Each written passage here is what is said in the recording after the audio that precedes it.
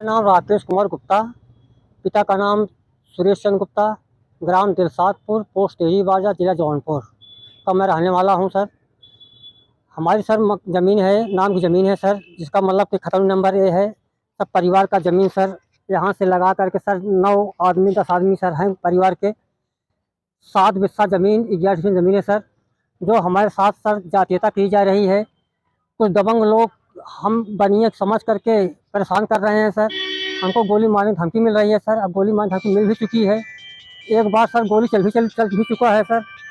और लोग धमकी दे रहे हैं सर कि आपको यहाँ से भाग जाओ, नहीं तो यहाँ बचोगे नहीं। हम अभी कल रात मेरे परिवार को धमकी दी गई और CCTV कैमरे में कैद है सर। मैंने 50 बार जिला स्तर पर आया, कोई सुनवाई नहीं हुआ। थानेदार थानाध्यक्ष उदय प्रताप सिंह मुझे धमकी दे रहे हैं सर। ये मोबाइल नंबर धमकी दे रहे हैं सर, 6398 63 32 13 से धमकी आ रही है सर थानाध्यक्ष का। हाँ, और महंत प्रताप ने सर मुझसे 12 लाख रुपया मांगा था रंगदारी, और मैं नहीं दिया तो थानाध्यक्ष उदय प्रताप ने 151 में चालान, साधारण चालान कर दिया। कोई मतलब नहीं। उदय प्रताप के सामने, थानाध्यक्ष के सामने मुझे मारा पीटा गया, मुझसे 5000 रुपये छिनैती किया गया, लेकिन सर कोई जवाब नहीं मिला। अंत में मुझे तो धमकी मिल रही है सर। हाँ, और वो भी मैंने SP को दिया हूँ सर, 5000 रुपया दिखाया भी हूँ सर, 5000 रुपया दिखाया हूँ, मुझे छीना गया। हाँ, लेकिन अधिकारी कोई नहीं सुन रहा है सर। हम सब गरीब हो, क्या करूँ, यहाँ से पलायन कर दूँ कि मुझे न्याय चाहिए सर, मुझे न्याय मिलना। अगर ज़मीन ठाकुर को ठाकुर दिया जाए, मुझे दिया जाए सर। हमारे न्याय यही है सर। इससे पहले आपने मुख्यमंत्री पोर्टल है, तमाम ऐसी जगह पर हैं जहां आपने फरियाद की। जी, क्या आश्वासन? जी, आश्वासन यही मिला कि हो जाएगा, लेकिन सर आज 2 साल से मैं परेशान हूँ। और मैं कहीं दूसरे गांव से निकल रहा हूँ, कहीं सब धमकी दे रहे हैं, कहीं मुझे खोजा जा रहा है, मेरे यहाँ छापा पड़वाया जा रहा है सर। घर पर आकर के धमकी देकर जा रहे हैं, CC कैमरे में कैद हैं सर। अभी व्यापारी आए थे सामान पहुँचाने के लिए, तभी महंत प्रताप ने मारा पीटा उसको। हम लोग बनिए हैं सर, इतनी बड़ी गरीबी हम सब लोग झेल रहे हैं। कम से कम 5-6 लाख रुपये सर खर्च भी कर दिया हूँ, लेकिन क्या करूँ। अब तो बस आत्महत्या के अलावा कोई जुगाड़ नहीं है हमारे। SP से आपने मुलाकात की? सर मुलाकात 2-3 बार किया हूँ सर, अब कई बार प्रार्थना पत्र दिया हूँ सर। हाँ, अब मैं क्या बताऊँ। क्या कहा SP SP साहब सब सांत्वना देते हैं सर, लेकिन यार चुनाव का माहौल था। इसके बाद CO सर ने मुझे बुलाए भी हैं, आज आया भी हूँ, लेकिन कोई सुनवाई आदेश मुझे नहीं दिखाई पड़ रहा है सर। कोई संतुष्टि या कहीं से राहत आपको नहीं? सर कोई संतुष्टि नहीं मिल रहा है सर, मुझे कोई राहत नहीं मिल रहा है। इससे पहले आपने जिलाधिकारी को भी पत्र दिया था, क्योंकि जी मामला है तो जी क्या कहा? जिलाधिकारी ने दिया, मेरी ज़मीन को इन्होंने पट्टा कर दिया था प्रधान ने, भूतपूर्व प्रधान रतन कुमार सिंह ने महंत प्रताप को। वो आकृषित घोषित कराए सर, नाम की ज़मीन अवैध ढंग से इन्होंने 307 में बैनामा करके 306 में कब्जा दिलवा रहे हैं सर। ज़मीन हम सब लोगों का है। ये सर दिखा रहा हूँ सर, देखिए इन्होंने फोटो लगवा लिया है। ये सर 307 की ज़मीन सर 306 में ये रतन कुमार सिंह है सर, ये भूमाफिया हैं सर। हाँ, ये जो है ये जातिया के कर रहे हैं सर गांव के। गांव के प्रधान भूतपूर्व वर्तमान उनकी लड़की प्रधान है। गलत तरह से पेड़ कटवा रहे हैं, सरकारी पेड़ कटवा रहे हैं। प्राइमरी स्कूल का जितने भी मकान सरकारी बनी हुई है सब ईंटें उखड़वा रहे हैं, सब गंदी हरकतें कर रहे हैं सर। दे करके अभी तक आपकी कोई सुनवाई सर कोई सुनवाई नहीं हुआ सर, सिर्फ आश्वासन ही मिल रहा है। जी, अभी कल रात से मुझे धमकी मिली हुई है, जो मेरे CCTV कैमरे में कैद हैं सर। आए दिन आपको धमकियाँ मिलती हैं? जी, ज़मीन हमारी है और उसमें हिस्सेदार बहुत हो गए हैं कि छोड़ भाग जाओ, गोली मार दूंगा। और मारे पीछे भी एक बार गोली चलवा भी दिए हैं, सब मन बढ़ है सर।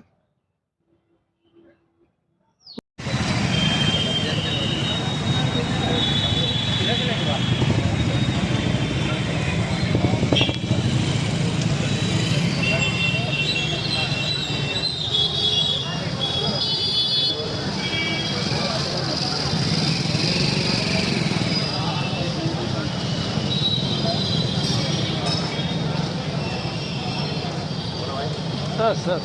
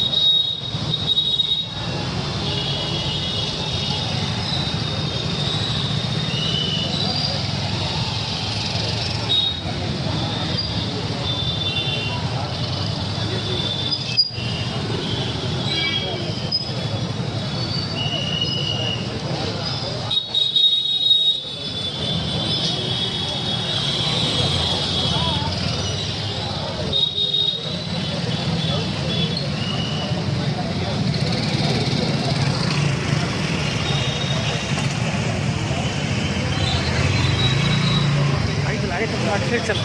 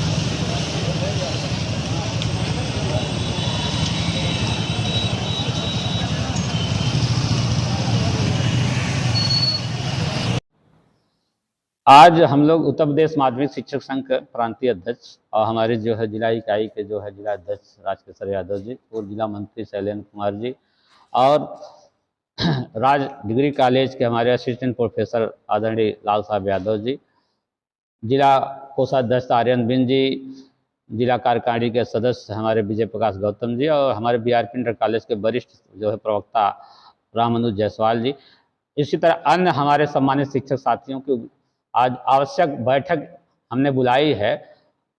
विशेषकर जो हम शिक्षक कर्मचारियों अधिकारियों की बहुप्रतीक्षित मांग रही है बुढ़ापे की लाठी रूपी पुरानी पेंशन। 1 अप्रैल 2005 से उत्तर प्रदेश सरकार ने पुरानी पेंशन को बंद कर दिया था और उसी मांग को लेकर के निरंतर जो है प्रदेश के देश के विभिन्न संगठनों द्वारा जो है धरना प्रदर्शन और अपनी मांग को मनवाने के लिए सरकार से समय समय पर ज्ञापन और धरना प्रदर्शन किया जाता रहा, परंतु उसका कोई समुचित हल नहीं निकल पा रहा था। परंतु इस लोकसभा चुनाव के बाद, लोकसभा चुनाव 2024 के बाद कुछ परिस्थितियां ऐसी बदली और हम लोग जिस मांग को लेकर के सरकार को बराबर जो है घेरते रहे, दबाव बनाते रहे कि यह मांग जो है हमारे बुढ़ापे की लाठी रूपी पुरानी पेंशन जायज़ मांग है, मानवोचित मांग है, क्योंकि इसी का लाभ हमारे माननीय सांसद विधायक जो है निरंतर लेते रहे हैं। तो एक देश एक कर विधान करते हैं, तो ये पेंशन को लेकर दोहरी व्यवस्था क्यों? एक तो शेयर आधारित एनपीएस है जो अंशदायी पेंशन योजना लागू की गई 1 अप्रैल 2005 के बाद वालों के लिए, और एक तरफ जो माननीय सांसदों विधायकों के लिए वो पुरानी पेंशन है जिसका कोई विकल्प नहीं है, सबसे अच्छी, सबसे सुविधाकारी और जो है अनिवार्य पेंशन योजना है जो बुढ़ापे की लाठी, जो बुढ़ापे को जो है पूरी तरह से जो सिक्योर करती है, स्वस्थ रखती है। तो हम लोग जो है एनपीएस का विरोध करते रहे और ओपीएस को लागू करने के लिए निरंतर संघर्ष करते रहे। तो उसी कड़ी में कल जो है उत्तर प्रदेश सरकार की कैबिनेट द्वारा ये पुरानी पेंशन का एक आधी अधूरी मांग समझिए, इसका एक पार्ट है कि जिनका विज्ञापन 1 अप्रैल 2000 के पूर्व अर्थात 28 मार्च 2000 पूर्व के पहले, जिसका भी 28 मार्च 2005 के पहले जिन पदों का विज्ञापन हो चुका था, वो भले ही 1 अप्रैल 2005 के बाद उनकी नियुक्ति हुई हो, कार्यभार ग्रहण किए हों, उनके लिए जो है पुरानी पेंशन का विकल्प कल जो है कैबिनेट में पास किया गया कि वो अब पुरानी पेंशन का विकल्प ले सकते हैं। एनपीएस और ओपीएस में वो चॉइस कर सकते हैं, उनको जो अच्छी लगे वो जो है उस पेंशन को जो है विकल्प पत्र भर करके उससे आच्छादित होने के लिए कल कैबिनेट द्वारा मोहर लगा दी गई है। उसी कड़ी में हम लोग जो है सरकार की इस कदम की सराहना करते हुए यह सरकार से मांग भी करते हैं कि आप जो शेष 1 अप्रैल 2005 के बाद के हमारे सम्मानित शिक्षक साथियों की जो बड़ी फौज है, उनको जो है पुरानी पेंशन से आच्छादित करने की मांग हम करते हैं कि उन्हें भी पुरानी पेंशन से आच्छादित किया जाए ताकि उनका भी बुढ़ापा जो है सिक्योर, सुरक्षित हो सके। और ये समय की मांग है, ये गुरजनों के लिए, ये सभी शिक्षक कर्मचारियों के लिए अनिवार्य है।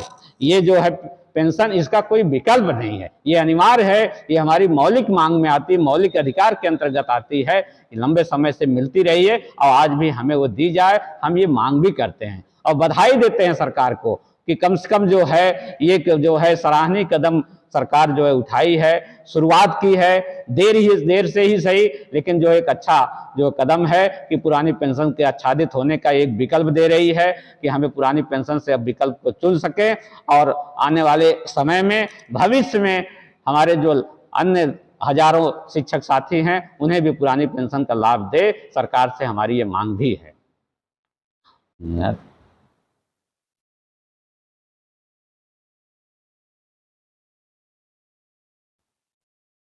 हाँ, कुर्सी से ऊपर आए देख लेता।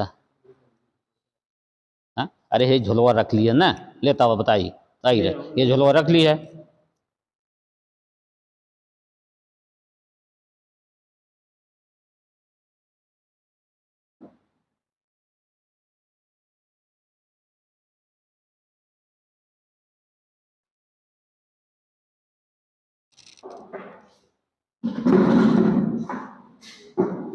आइए आइए, अरे वाह क्या बात है, ले लीजिए, टोपी लगाइए, क्या बात है, सब एकदम मछली साख कुआं।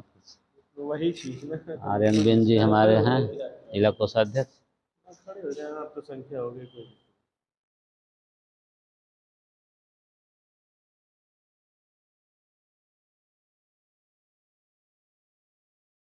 आपको आ रही है? मेरा नाम सर उमा शंकर है, पूर्व प्रधान हूँ मैं, और इससे पंचवर्षीय पहले मैं पहले प्रधान था, इसमें वर्तमान में एक उपाध्याय जी हैं प्रधान। और गांव के कुछ ही लोग मानिंद लोगों की वजह से, मानिंद लोगों से उनका ये प्रस्ताव था कि आप ये चकमार निकलवा दीजिए, जो है हम आपको तब वोट देंगे। ठीक है, हम चकमार रोकने के लिए हम चकमार रोक नहीं रहे हैं, लेकिन सही दिशा में चकमार नपना चाहिए। मैं दिल्ली था, उसके बाद ये सब जो है अपने मर्जी से टीम गठित करा के न मुझे सूचना दी गई, अपना नाप कराया, नाप भी पूरी तरीके से नहीं हुई, और कागज़ पे रिपोर्ट बना के सारा कार्रवाई ये सब करवा लिए। अपना कार्रवाई करवा के अब पूरा परमिशन, जब हमें पता लगा इस बात को कि कार्रवाई ये सब करवा रहे हैं, इस पर परमिशन ले रहे हैं, या ये सब पेड़ जो है, जबकि दोनों साइड पेड़ लगे हुए हैं और हमारी तरफ जो पेड़ लगा हुआ है उसके ही इन्होंने जो है वो करवाया, परमिशन लिया। जस्ट 1-2 फुट के अंतराल पर दूसरी तरफ पेड़ लगा, उसका जो है कोई वो नहीं कराया। नाप के दौरान जो है जो बताया गया है कि अगर पुरुष नापा जा रहा था तो पश्चिम तरफ भाग रहा था, पश्चिम नापा जा रहा था पूर्व तरफ भाग रहा है। सरहद से नाप आज तक नहीं हुई, सरहद से नाप आज तक नहीं हुई। पूर्व का जो मेड़ा है वो सड़क है, पक्की सड़क है, पश्चिमी जो है नहर है। नहर का कटान कितने भागों में कहाँ तक कटा है उसका कोई सीमांकन नहीं है। आज तक सरहद से नाप नहीं हुई, और ये सब जो है अपना जो भी व्यवस्था देखे अपना देके DFO ऑफिस और सब परमिशन और लेखपाल कानी को मिल के जो है सारी व्यवस्था अपना परमिशन बना लिए। हमें जब पता लगा हमने जो है कोर्ट में डाल दिया मामला। कोर्ट से नोटिस भी भेजी गई DFO ऑफिस, DM ऑफिस पे और SDM के यहाँ भी, लेकिन उस नोटिस का कोई कार्रवाई सब अनदेखा कर दिया गया, कोई उस पर एक्शन नहीं लिया गया। लास्ट में मुझे मजबूरन जो है प्रेस का सहारा लेना पड़ा पेड़ बचाने के चक्कर में। आज हमने जो कोर्ट में डाला हुआ है, कल अगर कोर्ट में अगर वो साबित हो जाता है कि चकमार्ग नहीं पड़ रहा है तो क्या कौन सा विभाग हमें पेड़ इतने दिन तक लगा के हमें देगा? कौन देगा विभाग, मुझे बता दीजिए। कितने पेड़ काटे जा रहे हैं? कम से कम 39-40 पेड़ों की यहाँ गिनती हुई है। हरे पेड़ है, जिसकी वीडियो हमारे पास है। किसके आदेश पर काटा जा रहा है? ये DFO साहब के आदेश पे और प्रधान द्वारा जो है DFO साहब से परमिशन दिए हैं, जो है कटवाया जा रहा है। जबकि वो चकमार्ग ऐसा है गांव से चक से किसी मार्ग से लिंक नहीं है। मौके पर अगर देखा जाए वो किसी मार्ग से लिंक नहीं है। चलिए वो भी छोड़ देते हैं, किसी मार्ग से नहीं लिंक है, गांव वाले प्रेषित कर रहे हैं, करवा रहे हैं, लेकिन सही दिशा में नाप होनी चाहिए, सरहद से नाप होनी चाहिए। जो जहाँ मार्ग बनेगा, जहाँ बनेगा उस पेड़ की कटाई होनी चाहिए। पेड़ लगाए, इसमें सरकार का आदेश है कि पेड़ लगाया जाए और इस तरीके की तरफ से जो पेड़ काटा जा रहा है जी, तो इसका विरोध आप कर रहे हैं? जी। तो आपने इसकी शिकायत जिलाधिकारी से भी की? इसकी शिकायत जिलाधिकारी के भी पास नोटिस भेजा गया, जो कि कोर्ट द्वारा भेजा गया था, और SDM साहब को भी दिया गया था। मौखिक रूप से मिलकर के आपने जिलाधिकारी को अवगत कराया? मौखिक या लिखित लिखवाया है? जिलाधिकारी को आपने दिया था? जी जाकर के एप्लीकेशन दिया था? जी। क्या बोले जिलाधिकारी? अब जिलाधिकारी को हमने दे दिया सर, हमने तो परमिशन है कहा कि अब परमिशन ना दिए जाए पेड़ काटने की। अब दोबारा हमने जो है कोर्ट में मामला डाला हुआ है, जब तक कोर्ट का फैसला न हो जाए तब तक कोई कार्रवाई ना की जाए, लेकिन उसको जो है अनदेखा किया जा रहा है। क्या नाम आपका है? उमाशंकर पूर्व प्रधान सुजियमा कौन सा थाना पड़ता है? बक्सा ब्लॉक पड़ता है, थाना भी बक्सा पड़ता है। आज स्टूडेंट्स बहुत परेशान है। सर, नीट का एग्जामिनेशन बार 7 साल में 70 बार पेपर लीक होता है। I do not तो expect क्या nothing है will go on 7 record. साल में Nothing will go on record. 70 I am not getting no. Leader of the opposition is expected to confine to the issue. No, sir, sorry, sir. Sorry, please, sir. Sir, बैठिए. Please. Take your seat. Take your seat. Nothing will go on record. Dr. Jitendra Singh.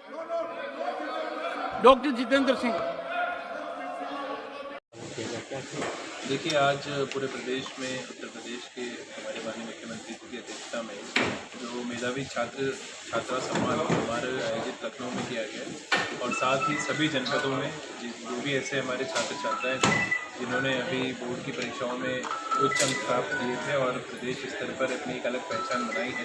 ऐसे मेधावी छात्र छात्राओं का सम्मान समारोह जनपद मुख्यालय से आयोजित किया गया। तो उसमें आज हमारे मंत्री साहब की अध्यक्षता में कार्यक्रम आयोजित किया गया है और सभी जितने हमारे मेधावी छात्र छात्राएँ हैं उनको यहाँ पर पुरस्कृत किया गया है।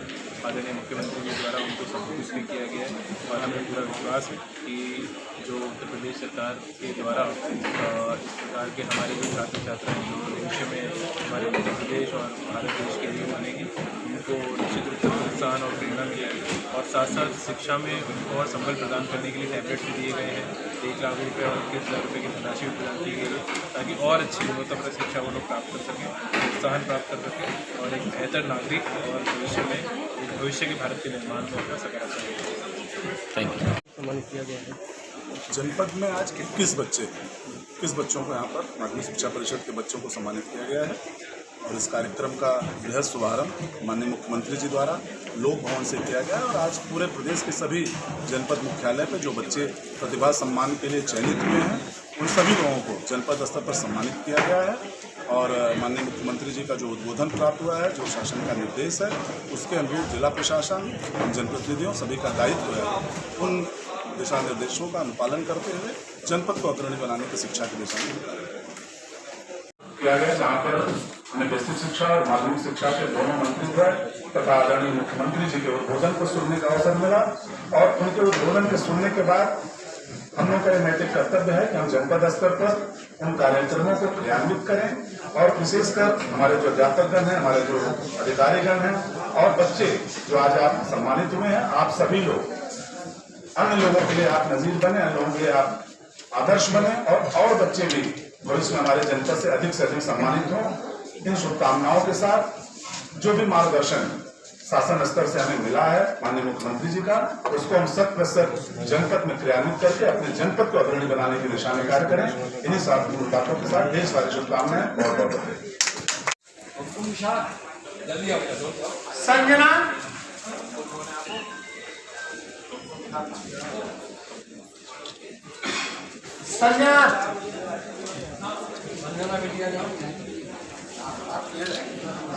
संजना इसके बाद अंशिका पांडे जो संभवतः है नहीं यहाँ पर, नहीं अंशिका पांडे नहीं है, संजना। सभी बच्चे बधाई के पात्र हैं।